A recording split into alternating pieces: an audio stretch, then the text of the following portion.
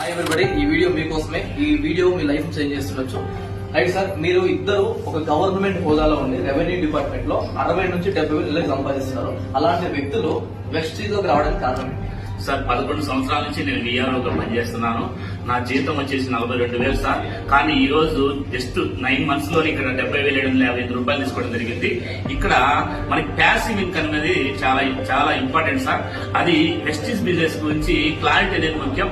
ఈ క్లారిటీ అనేది తీసుకొని ఫేక్ గా రియల్ తెలుసుకోవడానికి మీరు ఒక మీటింగ్ వచ్చి క్లారిటీ తీసుకోవాలని నేను మిమ్మల్ని రిక్వెస్ట్ చేస్తున్నా సార్. ఇది మంచి ఆపర్చునిటీ, మంచి అవకాశం, తెలుసుకోండి sir. Thank you sir, thank you so much. ఇంకొక విషయం ఏంటంటే చాలా మంది బిజినెస్ ఫేక్ అని చెప్తున్నారు.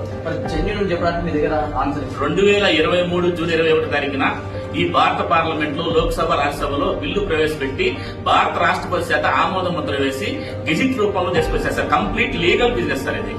Thank you. చూసారు కదా, అయితే గవర్నమెంట్ ఎంప్లాయీగా సార్ వచ్చి 70,000 శాలరీ చేసుకుంటూ బిజినెస్ చేస్తున్నాడు. చాలా మంది 10,000, 20,000 సంపాదించిన వాళ్ళు కూడా చాలా మంది నెగిటివ్ గా ఫేక్ అని చెప్తున్నారు. ఒక్కసారి ఆలోచించండి. అండ్ పృథ్వీ సార్ ఇక్కడ ఉన్నాడు. సార్ మాట కూడా వస్తారు విన్నాం.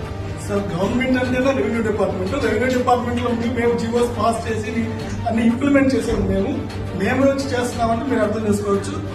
జీవోలు చదివి అండర్స్టాండ్ చేసుకుని ప్రజల్లో ఇంప్లిమెంట్ చేసేది మేము. 2023 డిసెంబర్ లో government of India GO pass చేసింది, గెజెట్ ఇచ్చేసింది. అంటే మన ఇండియాలో అది లీగల్ బిజినెస్ చట్టం చేసింది అనమాట. దీనికోసం మీరు ఎటువంటి భయం అవసరం లేదు. మన కంపెనీ వచ్చేసి 21 years కంప్లీట్ చేసింది.